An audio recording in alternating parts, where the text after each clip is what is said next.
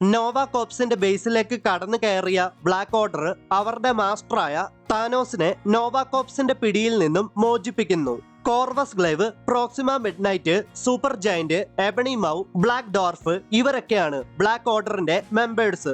ഈ സമയത്ത് സ്പേസിലെ സ്റ്റാർക്ക് ഇൻഡസ്ട്രീസിന്റെ ഡേറ്റ അനലൈസിസ് നെറ്റ്വർക്കിൽ എക്സ്പെരിമെന്റ് നടത്തുകയാണ് അവഞ്ചേഴ്സ്. പെട്ടെന്ന് തന്നെ ഒരു വോം ഹോളിലൂടെ ഒരു സ്പേസ്ഷിപ്പ് അവഞ്ചേഴ്സിന്റെ പക്കലേക്ക് എത്തുന്നു. ആ സ്പേസ്ഷിപ്പിന്റെ ഉള്ളിലേക്ക് പ്രവേശിക്കുന്ന അവഞ്ചേഴ്സ് ആ സ്പേസ്ഷിപ്പിൽ ഒരു ഏലിയനെ കാണുകയാണ്. ആ ഏലിയൻ അവഞ്ചേഴ്സിനോട് പറയുവാണ്, നിങ്ങൾ എന്നെ സഹായിക്കണം. നിങ്ങളെ അന്വേഷിച്ച് ലൈറ്റ് ഇയേഴ്സ് ദൂരം ട്രാവൽ ചെയ്താണ് ഞാൻ വന്നത്. ന്യൂ കോർബിൻ എന്നാണ് എന്റെ പ്ലാനറ്റിന്റെ പേര്. ന്യൂ കോർബിനെ ഔട്ട്റൈഡേഴ്സ് ഇൻവേഡ് ചെയ്യുവാണ് എന്നൊക്കെ. ഒട്ടും സമയം കളയാതെ അവഞ്ചേഴ്സ് അവിടേക്ക് പോകുന്നു.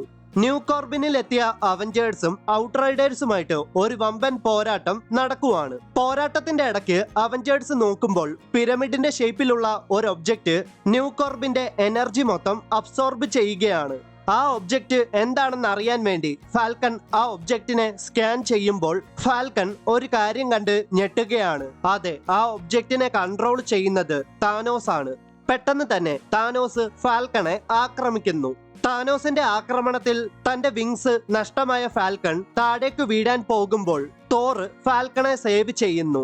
ഈ സമയത്ത് പ്രോക്സിമ മിഡ്നൈറ്റ് ക്യാപ്റ്റൻ അമേരിക്കയെ ആക്രമിക്കുന്നു.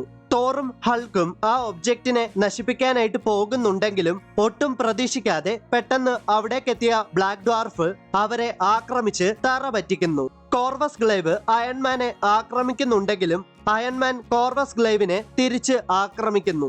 എന്നാൽ കോർവസ് ഗ്ലേവിന്റെ കണ്ടിന്യൂസ് ആയിട്ടുള്ള അറ്റാക്കിൽ അയൺമാന്റെ ആർമർ പ്രവർത്തനരഹിതമാകുന്നു. അവഞ്ചേഴ്സും ബ്ലാക്ക് ഓർഡറും തമ്മിൽ ഒരു വമ്പൻ പോരാട്ടം നടക്കുവാണ്. പോരാട്ടത്തിന്റെ ഇടയ്ക്ക് ഹോക്കൈ തന്റെ ഐസ് ആരോ ഉപയോഗിച്ച് ബ്ലാക്ക് ഓർഡറിനെയും ഔട്ട്റൈഡേഴ്സിനെയും ഫ്രീസ് ആക്കുന്നു. ന്യൂ കോർബിൻ എന്ന പ്ലാനറ്റിന്റെ എനർജി മൊത്തം അബ്സോർബ് ചെയ്ത ആ പിരമിഡ് പോലെ ഷേപ്പുള്ള ഒബ്ജക്റ്റ് പെട്ടെന്ന് പൊട്ടിത്തെറിക്കുന്നു. അതെ, സാക്ഷാൽ താനോസ് എത്തി. താനോസ് ആകാശം മുട്ടെ വലുതായി. അവഞ്ചേഴ്സിനെ വേരോടെ പറിച്ചെടുത്ത താനോസ് അവരെ സ്പേസിലേക്ക് വലിച്ചെറിയുന്നു. സ്പേസിൽ പെട്ടുപോയ അവഞ്ചേഴ്സിനെ ന്യൂ കോർബിന്റെ സ്പേസ്ഷിപ്പിൽ വന്ന് ആ ഏലിയൻ സേവ് ചെയ്യുന്നു.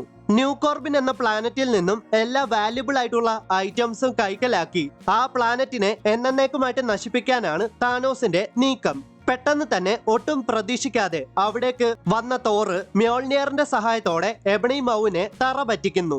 അയൺമാൻ തന്റെ ആർക്ക് റിയാക്ടറിന്റെ ബ്ലാസ്റ്റിന്റെ സഹായത്തോടെ കോർവസ് ഗ്ലേവിനെ ആക്രമിച്ച് തറ പറ്റിക്കുന്നു. സൂപ്പർ ജയന്റ് ഹൾക്കിനെ കൺട്രോൾ ചെയ്യാൻ ശ്രമിക്കുന്നുണ്ടെങ്കിലും സൂപ്പർ ജയന്റിന്റെ അതേ പവേഴ്സ് സൂപ്പർ ജയന്റിന് നേരെ പ്രയോഗിച്ച് സൂപ്പർ ജയന്റിനെയും ഹൾക്ക് ഡിഫീറ്റ് ചെയ്യുന്നു. ഹോക്കൈ തന്റെ ഐസ് ആരോയുടെ സഹായത്തോടെ പ്രോക്സിമ മിഡ്നൈറ്റിനെ ഫ്രീസ് ആക്കുന്നു. വൈബ്രേനിയം ഷീൽഡിന്റെ സഹായത്തോടെ ബ്ലാക്ക് ഡ്വാർഫിനെ ക്യാപ്റ്റൻ അമേരിക്ക തറ പറ്റിക്കുന്നു. അവഞ്ചേഴ്സിന്റെ പക്കൽ നിന്നും ജീവന് കൊണ്ട് രക്ഷപ്പെടുകയാണ് ബ്ലാക്ക് ഓർഡർ. അത് കണ്ട താനോസ് വീണ്ടും അവിടേക്ക് എത്തുകയാണ്. താനോസിനെ കണ്ട തോറും ഹൾക്കും താനോസിനെ ആക്രമിക്കാൻ ശ്രമിക്കുന്നുണ്ടെങ്കിലും താനോസ് അവരെ പിടികൂടിയിട്ട് അവരെ പുഷ്പം പോലെ തറ പറ്റിക്കുന്നു. എന്നിട്ട് താനോസ് അവിടെ നിന്ന് പോവുകയാണ്. ന്യൂ കോർബിൻ നശിക്കാൻ പോകുവാണ്.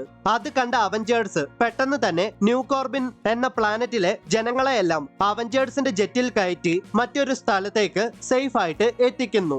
അവഞ്ചേഴ്സ് തിരിച്ചെത്തുമ്പോൾ എർത്ത് അവിടെയില്ല. ബ്ലാക്ക് വിഡോ എർത്തിലാണ് ഉള്ളത്. അവഞ്ചേഴ്സ് ഇനി എന്ത് ചെയ്യും? എല്ലാം അവഞ്ചേഴ്സ് അസംബിൾ സീസൺ 2 അവസാന എപ്പിസോഡായ അടുത്ത എപ്പിസോഡിൽ കാണാം.